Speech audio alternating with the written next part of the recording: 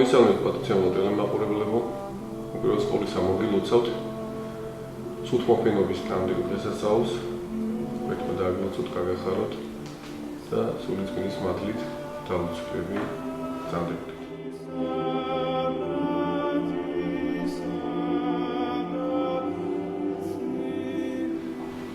აბორტი არის ძალიან ძიმ. ცოდვა, რომელიც არის ტოლფასი კაცის კვლის. არანაირი გამართლება ამ ძიმე ცოდვას არ აქვს. მიუხედავად იმისა, რომ თანამედროვე მსოფლიოში დღეს ამ სიტყვის ქვეშ ფარავენ არს და სიმძიმეს ამ დანაშაულისას. შელამაზებული და შეფარული ტერმინით, რასაც ქვია აბორტი. ეს არის ჩვეულებრივი ადამიანის მოკვდინება. არის ესეთი ტრადიცია, როდესაც კნუტები დაიბადება, სანამ ისინი თვალს აახენენ, წყალში აღჭურვენ ხოლმე, რომ არ წარმოიზარდონ თვალები, არ გაახილონ და სიყვარული არ დაიმსახურონ და მერე ძნელი იქნება მათი მოკვდინება. აბორტის დროს ჩვენც ვიქცევით ზუსტად ესეთ. ესეთნაირად ბავშვი, რომელიც ჯერ არ დაბადებულა და რომ არ გაგვიჩნდეს მისი სიყვარული, მას თვალების ახელამდე უსწრებს სიცოცხლეს.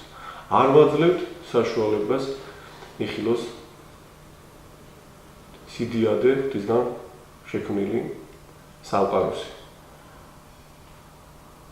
ამერიკის შეერთებული შტატების ყოფილი პრეზიდენტი რონალდ რეიგანი ამბობდა, რომ მე ვხედავ აბორტის მომხრეები არიან ის ადამიანები, რომელთაც დაბადება მოასწრეს.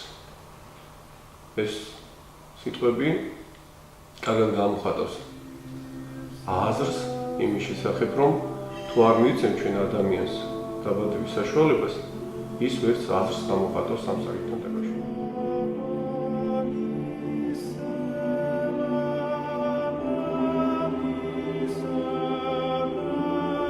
ჩასახვისთანავე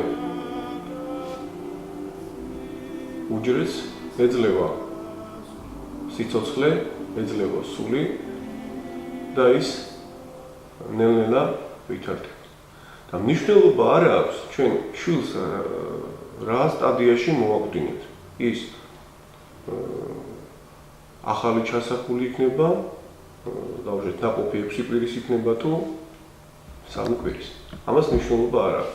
ეს არის უკვე ცოცხალი არსება და მისი მოკვდინება ნებისმიერ სტადიას არის ერთი და იგივე დანაშაული. ეს როგორ მოხდება ახლა ექიმის იარაღის ჩარევით თუ აბების თუ სხვადასხვა საშუალებების წინასწარ მიღებით, ამას მნიშვნელობა არ აქვს. თვითონ ტერმინი ოჯახის დაგეგმვა ქრისტიანული თვალსაზრისით არის მიუღებელი. ოჯახი ღვთისწყალობით იგეგმება. და ალბათ გინახავთ, გაგიგიათ, რომ ძალიან ბევრ წყვილს, ბევრ ოჯახს არ აყავს შვილი და არ აქვს ეს ბედნიერება. და ჩვენ კი, ვისაც გვაქვს ეს დიდი სიკეთე ღვთისაგან მოგზებული, ამ ღვთისწყალობას არ ვაფასებთ და სათანადო არ გამოვხატავთ მადლიერებას. გარდა იმისა, რომ ესეთი ჩარევა და არასწორი ქმედება რელიგიურად არის მიუღებელი, ესევე ძალიან ხშირად იწვევს გამოუსწორებელ შედეგებს, თუ ეს ხდება პირველი ორსულობის დროს და ძალიან ხშირად უშვილობის მიზეზი არის ზუსტად პირველი ნაყოფის მოშორება ამა თუ იმ გზით.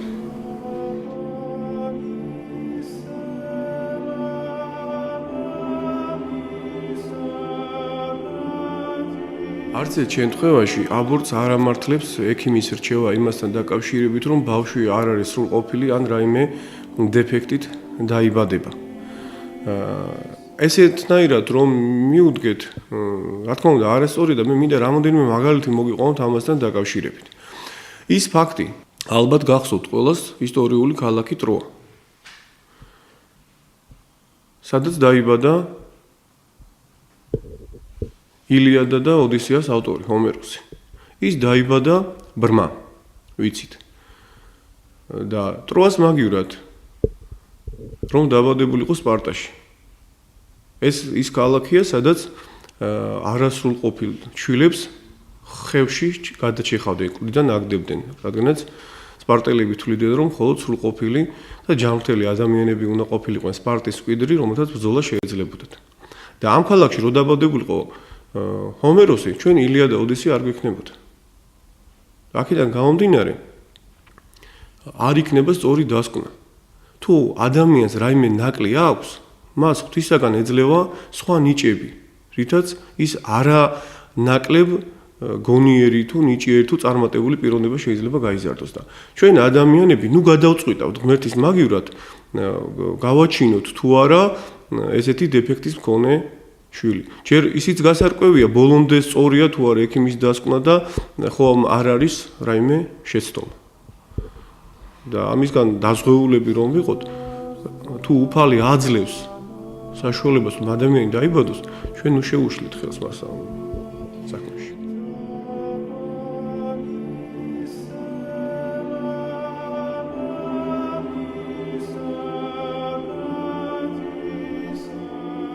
რა თქმა უნდა, ვერც იმას ვერ დავეთანხმებით, რომ თითქოს მატერიალური შეჭირვების გამო შვილის გაჩინაზე თქვათ უარი. თუ უფალი მოგცემს იმ ბედნიერებას, რასაც შვილის გაჩენა ქვია ოჯახში, მაშინ უნდა გქონდეს იმის იმედიც და უფლის ასოებაც, რომ იგივე ღმერთი, რომელიც დაგვეხმარა ჩვენ შვილის გაჩენაში, დაგვეხმარება მის აღზრდაში და მის განვითარებაში. მივიცეთ ამ ადამიანს დაბადების საშუალება და იქნებ თვითონ გახდეს ის მატერიალური უზრუნველყოფის საშუალება და წყარო ჩვენი ოჯახისა და ჩვენი ცხოვრებისათვის. ვერც ამ საკითხს ვერ დავეხმარებ, თუმცა ეს მაინც თავის გამართლებას უფრო გავს, სინდისის დამშვიდებას გავს და რაღაც ისეთ საქციელს, რომ სინდისმა არ შეგვაწუხოს, ამიტომ ესეთნაირად თავს ვიმართლებთ, თორე გულში რო ჩავიხედოთ და სინდისი არ გავაჩუმოთ, განა არა გვაქვს იმის საშუალება, რომ ცოტა მოვიკლოთ და ჩვენ შვილს მივცეთ იმის საშუალება, რომ განიცადოს ის სიკეთე და ბედნიერება, რასაც ჩვენ ვიღებთ, თუნდაც მცირე დოზით. ის ამითაც კმაყოფილი იქნება. მოდი ჯერ შვილს ვკითხოთ, უნდა თუ არა მას ესეთ შეჭიროებაში ცხოვრება იქნება, უნდა. ჩვენ რატო წყვიტავთ მის მაგივრად? რატო არ ვიცავთ მის უფლებებს? ეხლა ხანს იყო ზუსტად რამოდენიმე დღის წინ 1 ივნისი, რომელიც საერთაშორისო დღე არის ბავშვთა დაცვისა. და სადაც ჩვენ გამოვდივართ და ხმამაღლა ვაცხადებთ, რომ ამ დღეს ჩვენ ბავშვთა უფლებებს ის დეკლარაციას ვახდენთ, მათ უფლებებს ვიცავთ. მაგრამ იცავს კი ვინმე ჯერ არ დაბადებული ბავშვების უფლებას? რა მნიშვნელობა აქვს ბავშვი 3 თვის ჩანასახია თუ 3 წლისაა თუ 12 წლის? ყველა ბავშვია და ყველას აქვს უფლება და მაშინ თანაბრად დავიცვათ მათი უფლებები და ჩვენი საქციელი და ჩვენი ქმედება და სიტყვები ნუ იქნება ფარსი და შერჩევითი დამოკიდებულება ბავშვების მიმართ. ყველა ბავშვს აქვს უფლება და ყველა ბავშვის უფლება უნდა დავიცვათ და ყველა ბავშვს აქვს სიცოცხლის უფლება და ნუ მოусვოთ ამ უფლებას.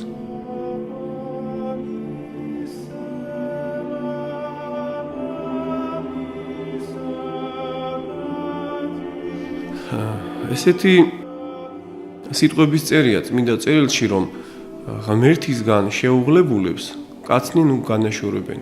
და თუ ოჯახზე არის დაშვებული ღვთისაგან ესეთი განსაცდელი, რომ მათ შვილი არ უჩნდებათ, აქ არ უნდა იყოს არც ერთ შემთხვევაში მეუღლეების მიერ ერთმანეთზე გადაბრალება. აი ამ უშვილობის პრობლემისა. რადგანაც ქორწინების დროს ილოცება მეუღლეები, ცოლ-ქმარნი და მათ ღვთისაგან ეძლევათ მადლი შვილთა სხმისა და მათი აღზრდისა. და თუ მათ ეს მადლი არ მიეცათ, აქ შეიძლება თანაბრად იყოს დამნაშავე ორივე მხარე. და აქ სხვისი დადანაშაულება და სხვისკენ ხელის გაშვერა კი არ არის საჭირო. აქ არის საჭირო მოძიება საკუთარი სინდისისა, მოჩხრეკა საკუთარი ცხოვრებისა და იმ მიზეზის დადგენა, რის გამო ისჯება ოჯახი უშვილობით. და თუ შეინანებს, თუ მიხვდება, რა თქმა უნდა, პირველ რიგში წყვილი, რა შეიძლება იყოს მათი ესეთი პრობლემის მიზეზი და უფალს თხოვენ დახმარებას და შეწენას. რა თქმა უნდა, უფალი მათ დაეხმარება. და ამის მაგალითი არის წმინდა იოაკიმ და ანას ცხოვრება. ისინი ღრმად მოხუცებულობამდე არ კარგავდნენ უფლის შეწევის იმედს და სთხოვდნენ დახმარებას და ჩვენ ვიცით რომ როგორი შვილი დააჯილდოვა ისინი უფალმა. მათგან იშვა ყოვლადწმინდა ღვთისმშობელი მარიამი. ისინი რომ ერთმანეთს დაშორებოდნენ და არ ყოფილიყვნენ ერთად, ხომ არ დაიბადებოდა დედა ღვთისმშობელი. ამიტომ არც ერთ შემთხვევაში ეს გამოსავალი არ არის რომ ამ მიზნით ოჯახი დაინგრეს და რაღაც უკმაყოფილება მოხდეს.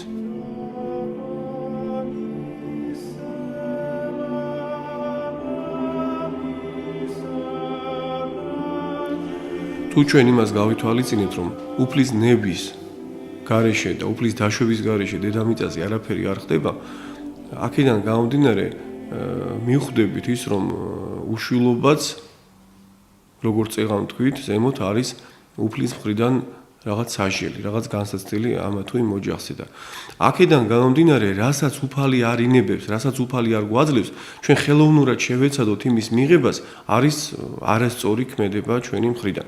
საკმაოდ მკაფიოდ გამოხატა უწმინდესმა დაუნეტარესმა სრულიად საქართველოს კათოლიკოს პატრიარქმა სუროგაციის შესახებ თავისი აზრი, რომელსაც რა თქმა უნდა ეთანხმება წმინდა სინოდი, ეს არის ეკლესიის ოფიციალური შეხედულება, რომ სუროგაცია მიუღებელი არის ეკლესიურ თვალსაზრისით. მე კიდევ ვიმეორებ, ზოგიერთმა ადამიანმა არასწორად გაიგო ეს გამოთქმა. ეკლესია არ ებრძვის ამ გზით დაბადებულ ადამიანებს, ეკლესია შეიწყნარებს მათ აძლევს ნათლისღების საშუალებას და ყველა საეკლესიო რიტუალში მონაწილეობის უფლებას. ისინი არავისგან არაფრით გამორჩეულები და არ არიან გარიყულები, მაგრამ ისინი არიან არასწორი გზით მოვლენილები ამ ქვეყანაზე. ისინი დიდ პრობლემებს აწყდებიან საზოგადოებასთან ურთიერთობაში. ისინი ვერ იქნებიან სრულყოფილნი, რადგანაც ვერ გრძნობენ და ვერ განიცდიან სრულყოფილად მათი მუსლით მტარებელი სიყვარულს. ხო? ვერ შეიძლება იყოს დედა სრულყოფილი, რომელიც ფიქრობს, რომ დაბადების შემდეგ მისი შვილი უნდა გახდეს სხვისი და ის დიდი სიყვარულითა და რუდუნებით ვერ მოეფერება შვილს. ჩვენ ვიცით, რამდენად უარყოფითად მოქმედებს მუსლად ყოფნის დროს შვილზე დედის განწყობა და მდგომარეობა. თუნდაც მცირეოდენი ხმაური, თუნდაც მცირეოდენი სტრესი იწვევს უარყოფით ემოციას შვილზე, რომელიც დედის მუცელშია და წარმოიდგინეთ ახლა ქალბატონი, რომელიც სულაც არ ფიქრობს მისი შვილის ჯანმრთელობაზე. სულაც არ ფიქრობს მისი შვილის მომავალზე, როგორი გაიზრდება, როგორი ფსიქიკის იქნება ეს მისი განშობილი და მისი ნაყოფი.